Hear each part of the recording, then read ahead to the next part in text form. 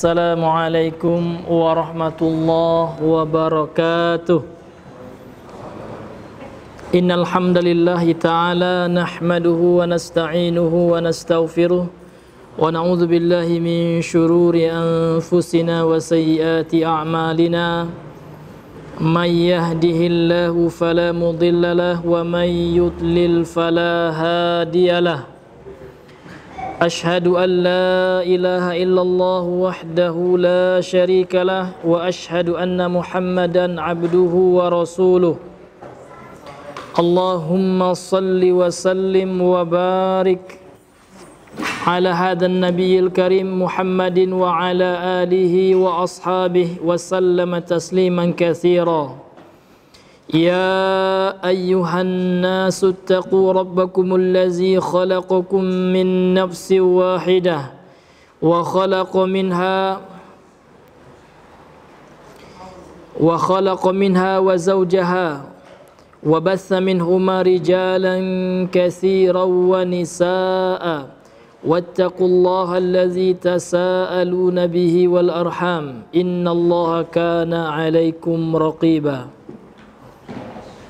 Ya ayyuhalladzina amanu taqullaha haqqa tuqatih wa la tamutunna illa wa antum muslimun. Ya ayyuhalladzina amanu taqullaha wa qulu qawlan sadida yuslih lakum a'malakum wa yaghfir lakum dhunubakum wa man yuti'illaha wa rasulahu faqad faza fawzan 'azima. Amma ba'd, fa inna asdaqal hadithi kitabullah wa khairal hadi hadi Muhammadin sallallahu alaihi wasallam wa syarrul umuri muhdatsatuha wa kullu muhdatsatin bid'ah wa kullu bid'atin dhalalah wa kullu dhalalatin finnar. Ikhwani wa akhwati fillah, hadirin wal hadirat jamaah sidang salat maghrib yang semoga dirahmati oleh Allah Subhanahu wa taala.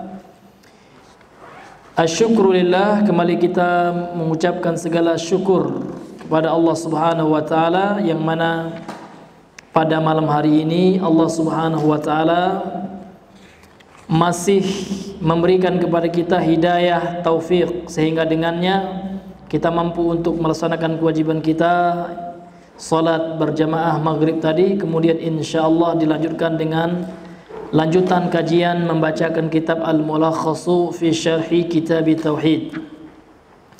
Kemudian salawat dan salam pada junjungan kita Nabi besar Muhammad sallallahu alaihi wasallam. Allahumma salli ala Muhammad wa ala ali Muhammad.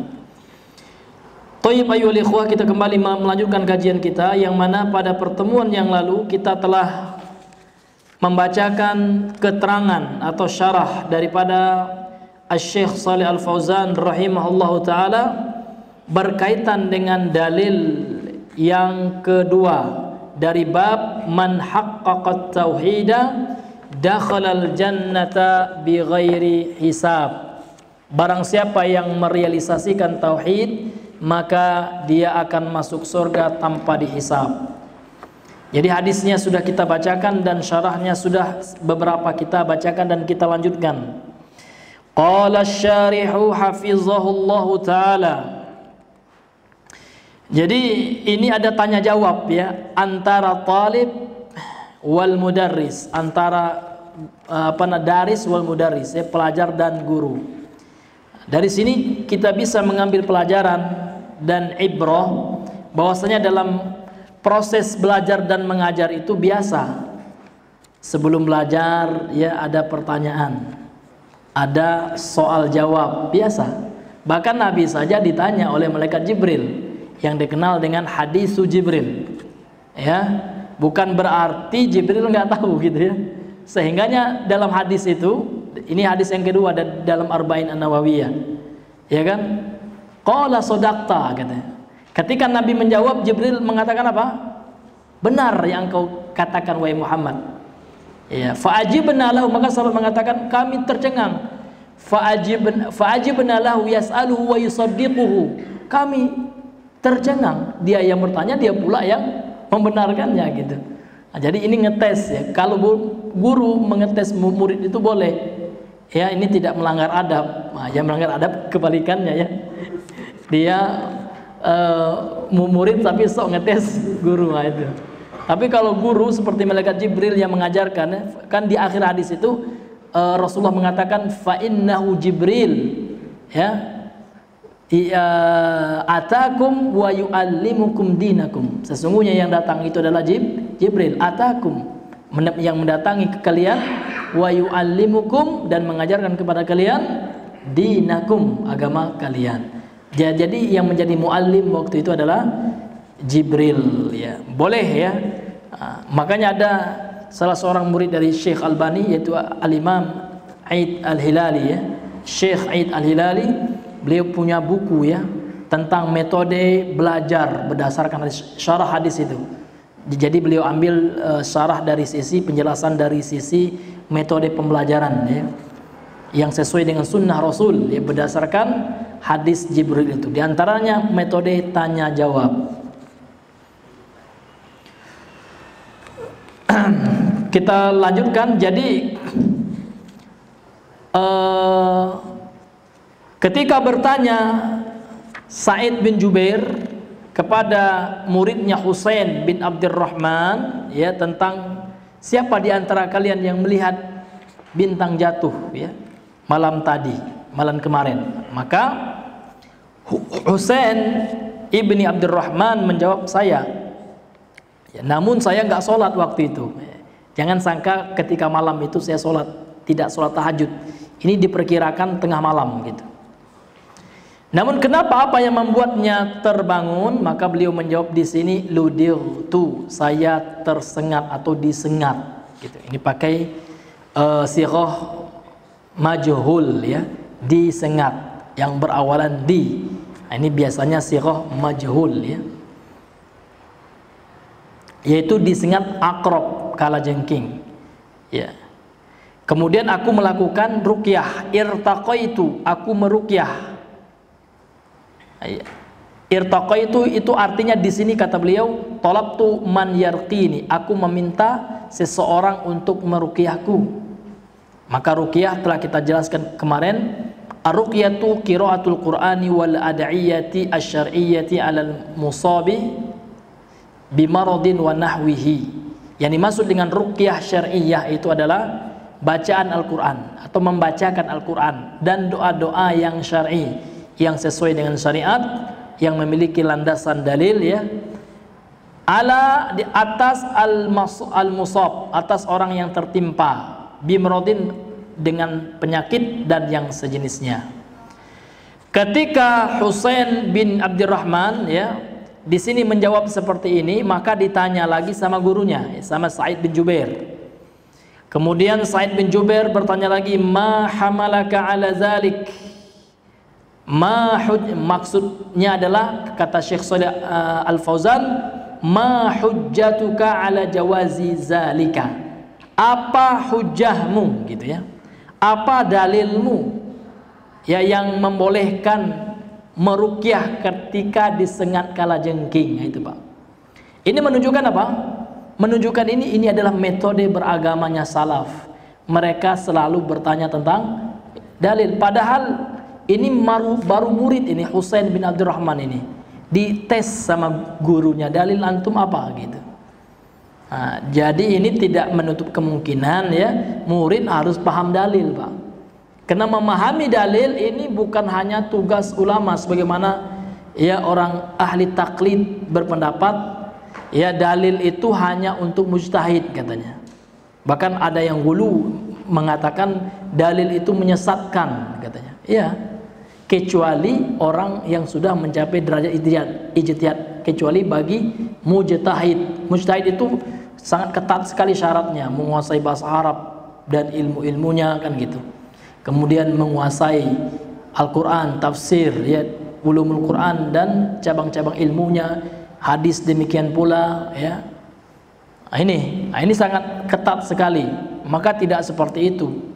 Ya, maka kita ketahui Husain bin Abdurrahman waktu itu bukanlah ya seorang guru, ya bukanlah seorang yang yang mengetahui itu semua gitu ya. Ya, namun tetap ditanya oleh gurunya, oleh Sa'id bin Zubair, ma hujjatuka. Maka ini pelajaran ya, bahwasanya menanyakan dalil itu ini metodenya para salaf ya. Ya, ma hujjatuka ala zawaj, ma hamalaka ala dzalik gitu. Apa yang membawamu? Artinya maksudnya adalah apa dalilmu gitu. Makanya apa yang dikatakan oleh Ustadz Yazid, dia kan dalilnya mana, itu betul Pak ya. Itu memang salaf seperti itu. Nah, namun itu kan dipleseti Pak ya. Ya, dipotong, dipenggal video beliau itu ya, ditertawakan oleh orang-orang sekarang ya. Mungkin sahabat ini kalau hidup di zaman sekarang ditertawakan juga Pak ya. Sahabat Sa'id bin Jubair nih dikit-dikit nanya dalil ya, padahal menanyakan dalil itu Allah yang memerintahkan pertama kali ya. Di dalam Al-Baqarah Allah mengatakan qul hatu burhanakum ya, qul, katakan wahai Muhammad ya, katakan kepada siapa? Lihat ya asbabun nuzul ayat ini ya, katakan kepada kafir Quraisy ya. Pada orang kafir Quraisy, apakah kafir Quraisy itu ahli ijtihad ya? Yang sebagaimana pemahaman mereka itu yang ditanya dalil itu harus mujtahid gitu ya. Kan enggak ya, masuk boro-boro mujtahid, masuk Islam aja belum gitu ya.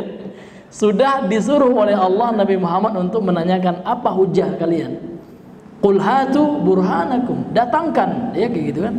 Apa dalil kalian, apa hujah kalian gitu. Iya. Bahkan ya Nabi Ibrahim saja apa namanya itu beradu argumen ya dengan Raja Namrud, itu kan sama-sama menanyakan dalil gitu kan, beradu argumen itu. Padahal Raja Namrud ya bukanlah seorang mujtahid. Iya, ada juga sekarang ini pemahaman seperti itu. Nggak usah ya yang bertanya dalil itu mujtahid saja. Iya. Jadi kita ini semuanya muqallid katanya kan gitu. Seolah-olah muqallid, taklid itu yang pertama ya. Padahal taklid itu para ulama mengatakan indad darurah. Ketika memang kita nggak mampu gitu ya untuk memahami sesuatu itu boleh. Makanya Imam Ibnu Taimiyah mengatakan taklid itu seperti hukum orang makan bangkai gitu. Ketika tidak ada lagi yang bisa dia makan, kalau dia tidak makan bangkai maka dia akan mati gitu. Dalam keadaan darurah gitu. Bukan ya, bukan kewajiban pertama, bukan hidangan pertama taklid ya. Bukan itu.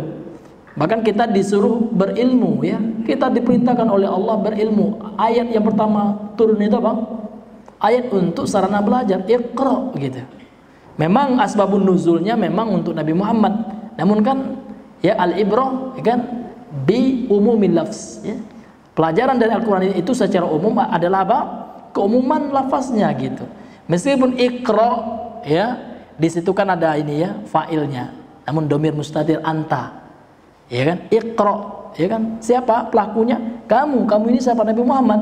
Namun memang sebabnya Nabi Muhammad, namun pelajarannya buat seluruh, karena Al-Qur'an tidak hanya buat Nabi Muhammad. Al-Qur'an ada untuk semesta alam, gitu.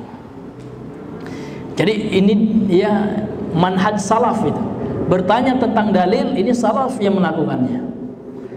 La ruqyata illa min ainin. Ya, ini kayaknya sudah kita baca ya.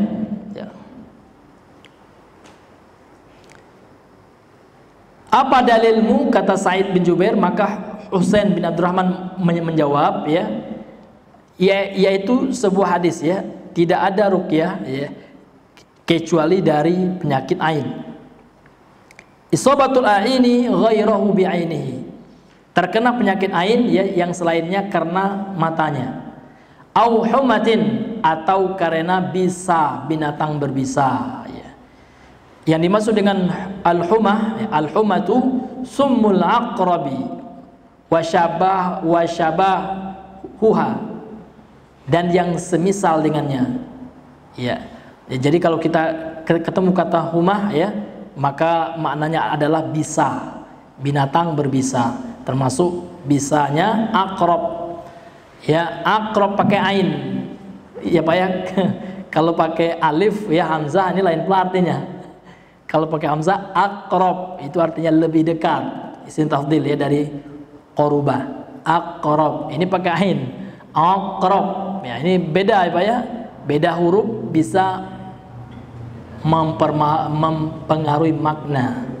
Jadi Aqrab pakai ain, aqrabun ya. Ini artinya apa Pak? Kalajengking. Ini penting sekali kalau kita belajar ini ya, bagi orang yang belajar bahasa Arab juga Pak. Penting beli kitab gitu. Karena kalau kita belajar dengan bawa kitab kan, kalau kajian kitab itu kan otomatis ya ustadznya kan baca gitu. Di situ nanti ada faedah mufradat. Walaupun Bapak hebat nahu Pak, sudah sampai ke kitabnya Sibawahi gitu ya, namun nggak paham makna mufradat, nggak mampu juga, nggak paham juga itu ya teks bahasa Arab itu. Karena yang mempengaruhi bahasa Arab itu tidak hanya sekedar paham kawaid, paham ya kaidah-kaidah nahwu sorof, enggak. Yang mempengaruhi itu, yang besar mempengaruhi itu adalah murad, tahu makna perkata. Karena kan kita bukan orang Arab Pak. Kalau orang Arab mungkin memang kawaid mereka, karena mereka udah paham semua, mereka enggak sekolah pun mereka itu ya. Mayoritas dia paham apa yang ini bahasanya gitu Pak ya. Kalau kita kan enggak, orang asing ya, maka sangat penting sekali Bapak ya mempelajari mufradat. Salah satu metodenya ya kita belajar dengan kitab. Kan ada kata-kata semua aqrab. Dulu kan nggak tahu kita aqrab itu apa sih gitu. Sekarang kan Bapak yang hafalnya hisonun karena sering belajar dusulughah. Apalagi dusulughah jilid 1 ya, apalagi baitun ya hafal terus ya. Nomor 1 itu. Kenapa? Karena belajar dusulughah jilid 1. Sekarang Bapak belajar di sini banyak kata isobah. Apa arti isobah gitu? Itu dicatat, Bang, tahu artinya dicatat gitu. Karena penguasaan bahasa Arab itu adalah tergantung dengan paham nggak kita mufradat itu. Iya, walaupun dia hebat mengerob ya, tapi artinya nggak tahu, nggak juga bisa menjelaskan Pak ya. Nol juga hasilnya. Itu penting sekali Pak ya, mufradat itu. Iya. Termasuk humah ini misalkan. Apa sih artinya humah gitu kan? Dan sudah tahu Bapak, humah itu adalah sumul aqrab ya, bisanya kalajengking. Termasuk yang lain juga gitu. Wasyabahuha, dan yang sepertinya ya, yang menyerupainya. Tahu juga Bapak arti syabahun gitu ya. Syabahun itu yang menyerupai gitu. La ruqyata illa min ainin ya, au humatin ya. Kemudian ya dilanjutkan oleh beliau, qala qad ahsana man intaha ila sami'a. Kemudian Said bin Jubair ya memuji beliau. Gitu. Dengan pujiannya qad ahsana ya, sungguh amatlah sangat baik gitu. Ini pujian ya. Ya, man intaha, barang siapa yang berhenti ila ma sami'a, kepada apa yang telah dia dengar. Artinya orang yang mengamalkan, itu maksudnya. Orang yang mengamalkan apa yang dia dengarkan. Aghaza bima balaghahu minal ilmi bi khilafi man ya'malu ala jahlin aw ya'malu bima ya'lamu. Yaitu ini namanya huruf tafsiriyah gitu ya, yang mentafsirkan ya kata sebelumnya. Yaitu akhadha, dia mengamalkan bima, dari apa-apa balaghahu, yang sampai kepadanya, yang menyampaikan kepadanya. Dia mengambil apa-apa yang seseorang menyampaikan kepadanya. Apa yang disampaikan kepadanya? Minal ilmi, daripada ilmu. Bi khilafi man. Ini bi khilafi itu enggak kita baca bi khilafin ya, karena dia mudhaf. Mudhaf biasanya enggak boleh pakai tanwin. Bi khilafi man ya'malu ala jahlin ya, berbeda dengan berbedalah gitu ya. Ya, seseorang yang beramal di atas kebodohan, au la ya'malu bima ya'lamu, atau seseorang yang tidak beramal dengan apa-apa yang dia ilmui. Ini adalah pujian dari beliau. Kemudian Rasulullah SAW bersabda ya, walakin haddatsana Ibnu Abbasin ya. Kemudian Said bin Jubair ya mengatakan kembali kepada muridnya ini, Husain ibni Abdurrahman ini, walakin akan tetapi haddatsana Ibnu Abbasin, telah yang menceritakan kepada kami siapa dia? Ibnu Abbas. Anin Nabi sallallahu alaihi wasallam, dari Nabi sallallahu alaihi wasallam, annahu qala, sesungguhnya Rasulullah telah bersabda, uridat alayyal umamu. Karena dia ini majhul ya, kita terjemahkan dengan awalan huruf di ya. Diperlihatkan, dan karena dia fil madhi maka telah ya, telah diperlihatkan gitu. Jadi Pak, kata urido ya, itu artinya diperlihatkan gitu ya. Alayya, kepadaku, atasku, sama aja. Apa yang diperlihatkan itu, ini karena dia fil madi majhul, dia butuh naib ya, pengganti fiil, fa'il, naibul fa'il. Itu al-umamu. Al-umam ini jamak dari ummah, jamak taksir. Telah diperlihatkan atasku umat-umat, maka kita baca umat-umat, yakni umat-umat Nabi terdahulu. Kemudian kata Syekh Shalih Al Fauzan di sini, qila, dikatakan ya, ini ada pendapat lah gitu ya dari para ulama, itu maksud qila ini. Kana dzalika lailatal Isra'i. Kejadian ini adalah dahulu pada malam Al-Isra, malam Isra Mi'raj. Ketika Nabi diperjalankan dari diterbangkan lah ya dari Masjidil Aqsa kepada ya kemana? Baitul Ma'mur ya, Sidratil Muntaha gitu, untuk menjemput ibadah salat gitu. Ai arahullah, yaitu Allah memperlihatkan kepadanya, kepada siapa Pak? Kepada Rasulullah, misalaha idza ja'at yaumul qiyamah. Ya, contoh-contohnya ya, ini seperti hal-hal gaib ini ya, apabila datang hari kiamat nanti gitu. Jadi apa kata Rasul sallallahu alaihi wasallam? Ya, kita baca lagi matan hadisnya untuk menyempurnakan maknanya. Uridat alayyal umamu, diperlihatkan atasku umat-umat terdahulu. Fara'aitun nabiyya, aku telah melihat seorang nabi, kata beliau. Wa ma'ahu rahtu, dan bersamanya pengikutnya ada ar-rahtu. Ar-rahtu ini adalah bilangan dunal asyarah. Ya, kurang dari 10. 1 sampai 9 lah, bisa 1, bisa 2, 3, bisa 3, 4 gitu. Yang kurang dari 9 itu mana ar-rahtu, ini akan dibahas. Ar-rahtu ya, ada seorang nabi yang diperlihatkan kepada beliau, ternyata pengikutnya itu hanyalah ar-rahtu. Apa itu ar-rahtu? Ya, wa ma'ahu raht, kan itu. Maka kata Syekh Shalih Al Fauzan, al-jama'atu, sekelompok jamaah, sebuah jamaah gitu ya. Sekelompok lah kalau jamaah ya, sekelompok jamaah, namun jumlahnya dunal asyrati. Ya, selain atau kurang dari itu. Duna itu bisa bermakna kurang lah gitu Pak ya. Duna kurang dari 10 gitu Pak. Jadi dikit kali Pak ya. Padahal Nabi itu Pak. Ya.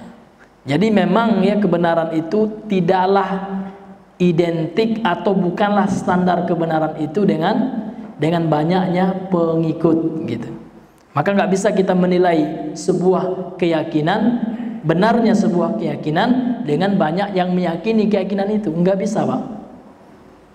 Ya, kalau seandainya mayoritas menjadi dalil ya, maka banyak hadis-hadis bahkan Al-Quran yang akan batal gitu ya. Hadis saja. Contoh Rasulullah mengatakan innal islama bada'a ghoriban ya, sesungguhnya Islam itu muncul mulai awal-awalnya ghoriban, asing. Yang namanya asing itu bukan yang mainstream Pak ya, pasti yang sedikit ya. Iya, yang namanya asing itu Pak iya kan, bukan yang mayoritas gitu. Kalau yang mayoritas nggak asing lagi ya kan. Mayoritas di sini adalah suku anak dalam. Jadi suku anak dalam di situ nggak asing lagi, karena mereka mayoritas Pak.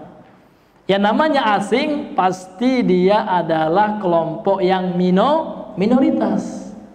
Orang Indonesia asing sekali di Amerika, berarti dikit dong orang Indonesia. Atau perbuatan ya, perzinaan ya asing di Amerika, kan enggak ya, berarti minoritas perzinaan. Namun mayoritas faktanya enggak, perzinaan tidak asing lagi di Amerika karena sudah mayoritas. Islam awal munculnya Rasul yang mengatakan bada'a ghariban, muncul mulai dalam keadaan terasing. Wa sayaudu ghariban, dan akan kembali, ada yang udah kembali, akan kembali asing, kama bada'a, sebagaimana awalnya Islam itu terasing. Fatuba lil ghuraba, maka tuba itu bisa juga artinya beruntunglah, ya, qad aflaha gitu ya. Ada juga yang mengartikan para ulama syajaratun fil jannah, sebatang pohon di surga. Nah, ini bisa antum lihat syarahnya dari ulama ahli hadis ya. Bisa syarahnya Al-Minhaj ya, syarahnya Imam An-Nawawi Sahih Muslim atau Fathul Bari. Fathul Bari itu ada dua, ada Fathul Barinya siapa, Imam Ibnu Hajar yang terkenal, kemudian ada Fathul Barinya Imam Ibnu Rajab. Ada lagi salah satunya lupa saya. Ya, jadi yang syarah apa namanya itu Sahih Bukhari itu kan terkenalnya Fathul Bari, ya kan? Fathul Barinya Imam Ibnu Hajar. Rupanya ada juga ulama yang Fathul Bari juga ya. Iya. Namun beda penulisnya, Pak. Seperti kitab Al-Muwatta banyak rupanya. Sebelum Imam Malik itu banyak yang menulis kitab hadis namanya Al-Muwatta ya. Enggak hanya Imam Malik, namun yang terkenal sampai sekarang adalah Al-Muwattanya Imam Malik gitu. Sehingga pernah ditanya Imam Malik ya, kenapa wahai Imam Malik ya Muwatta engkau yang sekarang terkenal kan gitu, sementara banyak Muwatta sebelum engkau ya yang lebih besar gitu kan. Maka jawaban beliau mudah-mudahan lah seperti itu ya, maka nalillah ya kan baqiyan ya, barang siapa yang kena Allah maka dia akan tersisa gitu ya, akan kekal kan gitu. Dan barang siapa yang tidak karena Allah pasti akan hancur gitu, pasti akan ya, karena memang motivasinya nggak kena Allah gitu. Ketika tujuannya itu sudah nggak ada lagi ya nggak mau lagi dia gitu ya. Ya ini bukan berarti Imam Malik ini memponis Muwatta beliau enggak gitu. Namun kaidahnya seperti itu, Pak. Sesuatu yang kita kerjakan ikhlas, maka itu akan membawakan konsisten gitu, Pak ya. Jadi apa yang membuat orang mudah futur, mungkin keikhlasannya itu yang kurang gitu ya. Ya dahulu dia ya sholatnya masya Allah ya, berjenggot ya. Ya namun tiba-tiba dia goyang-goyang lagi gitu. Memang awal masuknya itu memang mungkin pondasinya keikhlasannya itu mungkin bukan karena Allah, mungkin karena istrinya, karena apalah gitu ya. Ya. Namun setelah bercerai misalkan udah gitu kan. Maka betul ya kaidah yang dibawakan Imam Malik. Barang siapa yang karena Allah ikhlas, insyaallah itu akan kekal gitu, Pak. Sebaliknya ya, yang tidak karena Allah biasanya lambat laun akan pudar ya. Karena memang tujuannya bukan karena Allah, maka pentingnya ikhlas Pak ya. Ya kan barang siapa yang ikhlas ya pasti dia akan kokoh gitu, Pak. Jadi kekokohan seseorang itu ini berdasarkan keikhlasannya gitu, insyaallah gitu. Kemudian Rasulullah melanjutkan wan nabiyyu wa ma'ahu ar-rajulu war-rajulani, dan aku wan nabiyya dan seorang nabi. Jadi Rasul melihat ada juga nabi yang lain gitu ya. Dan bersamanya satu orang lelaki pengikutnya dan dua orang. Ini tiga orang aja gitu. Boleh Pak ya? Iya. Wan nabiyya wa laisa ma'ahu ahadun, dan seorang nabi tidak ada bersamanya seorang pun. Nah, ini ya baik, apakah kita katakan ini gagal? Tidak. Gitu Pak. Maka kata Imam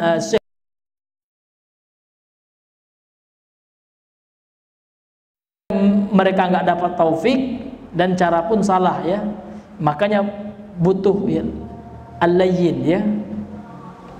Makanya di dalam ayat yang lain Allah memerintahkan kepada Rasulullah untuk bersikap lembut, ya kan? Apa ayatnya itu hari? Ya, fabima rahmatin minallahi lintalahum wa in kunta ghalidhal qalbi ya lam faddu min haulik. Ya kan, kalau nggak salah seperti itu. Fabima rahmati minallah, kalau bukan karena rahmat dari Allah, ya kan, engkau tidak akan bersifat lembut gitu kan kepada mereka. Artinya apa? Artinya sikap layyin, lembut itu adalah rahmat dari Allah. Fa in kunta atau wa in kunta, ya, wa in kunta ghalidhal qalbi gitu. Kalau seandainya engkau kasar hatimu gitu ya, bersikap kasar ya, lam faddu min haulik, maka tentu mereka akan berpaling dari sisimu. Nah, jadi bisa kita ambil dari sini itu, kalau metode dakwah itu ya memang hidayah taufik dari Allah, namun metodenya, caranya juga harus sesuai dengan syariat gitu Pak. Jangan petang-petang udahlah, yang penting Allah yang berhidayah. Nah, dia maki-maki, marah-marah itu, ya kan? Ya kan? Tentu itu tidak juga sesuai dengan syariat kita gitu Pak. Kemudian Bapak yang dirahmati oleh Allah Subhanahu wa taala, Rasulullah melanjutkan ya, izrufi ali sawadun azimun fazanantu annahum ummati. Ketika rufi ali ya, diangkat kepadaku, artinya ditampakkan kepadaku. Rufi ali, ketika ya diangkat padaku, artinya ditampakkan kepadaku, sawadun azimun, sekelompok hitam yang besar itu ya. Fazanantu, maka aku menganggap, aku mengira, kata Rasulullah, annahum, sesungguhnya mereka, ummati, adalah umatku. Sawadun azim, kata Syekh Shalih Al Fauzan di sini, adalah ashkhasun katsiratun, jumlah orang yang sangat banyak gitu. Ashkhas ini jamak dari kata syakhsun. Syakhsun itu ada orang Pak ya. Ya. Katsiratun sifatnya banyak sekali, menghitam. Ya, kelompok apa, sesuatu yang hitam banyak gitu Pak. Itu sawadun azim. Fazanantu annahum ummati, maka aku mengira, kata Rasulullah, bahwasanya mereka adalah umatku. Yaitu likasratihim wa bu'dihi anhum ya. Karena banyaknya jumlah mereka, wa bu'dihi, dan karena jarak jauhnya, yakni karena jarak Nabi itu jauh, anhum, dari kelompok itu ya, sehingga yang nampak hitamnya saja gitu ya. Nah, itu maksudnya dari mereka. Fala yumayyizu a'yanahum, sehingga Rasulullah tidak bisa membedakan ya person mereka, siapa orangnya itu enggak, karena memang jaraknya kata beliau jauh gitu ya, cuman menghitam saja yang besar ya. Jadi Nabi mengira itu umatku. Kalau seandainya Nabi bisa melihat langsung, pasti Nabi mengenal umatnya Pak. Nah, ini yang harus kita tahu. Nabi itu kenal dengan umatnya dengan cahaya wudunya gitu ya. Makanya di dalam sebuah hadis ya, Abu Hurairah, maka Rasulullah menganjurkan kita itu untuk memanjangkan areal basuh wudu kita, areal pencucian atau pembasuhan anggota badan yang atau anggota wudu kita. Karena ini akan menjadi cahaya yang akan mampu Rasulullah membedakan ini umatku, ini ciri-cirinya kan gitu. Karena jarak Nabi jauh dari sekelompok sawadun azim ini, sekelompok besar yang hitam ini, orang-orang yang banyak ini, maka Nabi fala yumayyizu ayanahum, Nabi tidak mampu membedakan person mereka gitu.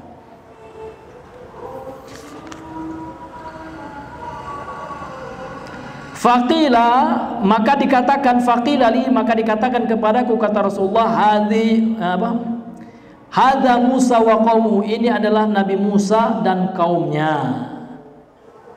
Ya, jadi kaum yang besar itu yang Nabi kira umat beliau itu bukan, ternyata itu adalah Nabi Musa dan umatnya. Musa bin Imran kalimur Rahman. Nabi Musa di sini adalah Nabi Musa yang kita kenal ya, Musa bin Imran. Jadi ayah beliau Imran ya, kalimur Rahman ya. Yang mana beliau memiliki laqab ya kalimur Rahman karena beliau berbicara langsung dengan Allah Subhanahu wa taala. Wa kallamallahu Musa takliman. Allah Subhanahu wa taala berbicara dengan Musa gitu Pak. Jadi ada surah Ali Imran ya. Nah, ini keluarganya ayah Nabi Musa itu. Ya.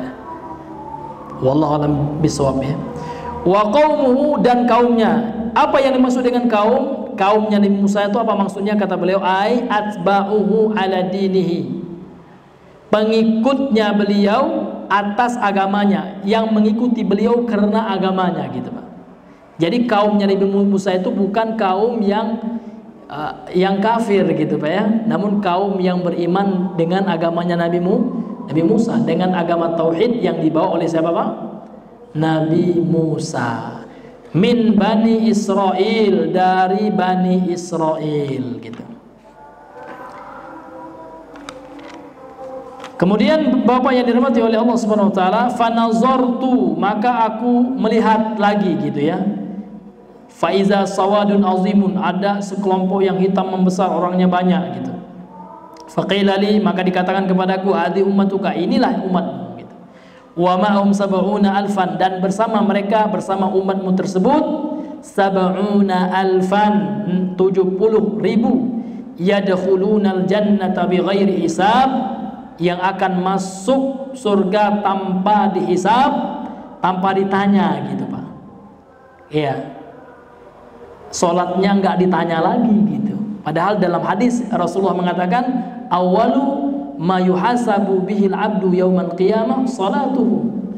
Yang pertama kali amalan seorang hamba yang ditanya pertama kali di hari kiamat adalah salatuhu, salatnya. Nah, kalau ini enggak masuk surga tanpa ditanya-tanya apa-apa, enggak salatnya. Ditanya enggak, sudah Pak. Alatul ya. Langsung masuk surga. Tentu inilah yang didamba-dambakan, yang dicita-citakan oleh seorang yang beriman. Ya Pak ya. Nah, ini Pak yang luar biasa itu, ini nikmat yang paling besar ya. Bukan harta, bukan Pak. Bukan kehormatan, bukan. Kalau orang jahiliyah memang kehormatan Pak, nomor satu itu harta ya. Sehingga di kampung-kampung sudah masuk ya, sudah terpengaruh oleh penyakit kehormatan harta ini Pak. Kalau di kampung Pak, orang memandang kita bukan ilmu, orang memandang kita bukan akhlak kita, bukan agama kita, duit ya. Kalau kita banyak duit ya, Masya Allah, kita akan dihormati di kampung itu Pak ya. Namun kalau kita miskin, ini persis yang terjadi pada masa jahiliyah di zaman Nabi SAW. Kenapa Abu Lahab itu nggak mau masuk Islam ya? Karena dia kaya hartanya gitu ya. Ini salah satu sebabnya gitu. Bahkan Rasulullah pernah menawarkan Islam kepadanya, wahai Muhammad, kalau aku masuk Islam ya, apa keistimewaan? Aku ini orang kaya ya, keistimewaan yang aku dapat. Maka Nabi mengatakan dalam Islam itu yang membedakan takwa. Enggak mau dia, enggak kok takwa? Saya kan orang yang berduit. Sehingga Allah mengatakan apa? Ma aghna anhu maluhu, tidak bermanfaat bagi Abu Lahab, tetap yada Abi Lahbi wa tab, ma aghna anhu maluhu, tidak bermanfaat hartamu yang kau bangga-bangga itu Abu Lahab. Wa ma kasab, dan juga tidak bermanfaat apa yang kau usahakan gitu. Itu Pak. Jadi kalau ada orang yang mata duitan ya, ini jahiliyah ini Pak pemahamannya. Iya kan? Dia tuh menilai orang itu dengan hartanya. Kalau donatur nikah ya Masya Allah, dihormati betul ya. Tinggi levelnya dari ustadz lagi ya. Penghormatannya banyak seperti itu sekarang Pak. Kalau ustadznya datang biasa-biasa aja, ustadznya juga nggak minta penghormatan gitu. Tapi donatur yang berduit yang datang, Masya Allah, kata orang Arab tuh ala ain waras ya. Masya Allah, fadal Pak ya. Ini banyak nih mau nyumbang ini Pak, pasti ini ya. Padahal kita tahu ilmu itu di atas dunia dan seisi, enggak ya kan? Tanda kebaikan seorang itu ilmu ya kan? Ilmu itu Masya Allah luar biasa tinggi nilainya. Bahkan Imam Malik ya diundang oleh Harun ar-Rasyid. Imam Malik, ayo ajar saya. Nggak mau Imam Rasyid ya. Mau kau bayar berapa, aku nggak mau ya. Maka timbullah perkataannya, al ilmu yukta walayati. Ilmu itu wahai Harun ar-Rasyid, walaupun kau raja, presiden, punya harta, kalau engkau menuntut ilmu, datang. Ilmu itu didatangi, bukan ilmu yang mendatangmu. Jangan engkau lecehkan ilmu. Ilmu itu tinggi. Ilmu itu memiliki kehormatan gitu. Ilmu itu memiliki izzah, kemuliaan gitu. Maka para ulama dulu enggak apa ya. Bahkan Imam Ahmad aja mau dia diajak oleh pemerintahnya, ini enggak mau beliau. Ya. Ini luar biasa ya. Jadi ulama terdahulu memang mereka menghormati pemerintah iya, namun bukan penjilat gitu. Yang salah pemerintahnya, asal dapat dana udahlah hantam aja gitu. Ya, tetap ulama dulu yang hak dijelaskan yang hak gitu Pak. Bukan berarti kita tidak menghormati pemerintah kita gitu. Namun ketika salah tetap katakan salah, akhirnya seperti itu. Ulama terdahulu seperti itu, mereka bukanlah penjilat. Ini hadirin yang dimuliakan oleh Allah. Karena sekarang ada juga seperti itu ya Pak. Kita kan akidah kita Ahlussunnah wal Jamaah, kita harus dekat dengan pemerintah. Kebetulan pemerintahnya ya dari partai Ikhwani misalkan ya. Dia lah ikut juga itu, kampanye pun ikut dia, kan taat pemerintah Pak katanya dalilnya. Ya, ini jauh daripada ulama salaf. Ulama salaf memang kita harus taat kepada pemerintah, namun menjilat tidak gitu. Meskipun kita punya kepentingan terhadap pemerintah gitu Pak. Ini hadirin yang dimuliakan oleh Allah Subhanahu wa taala.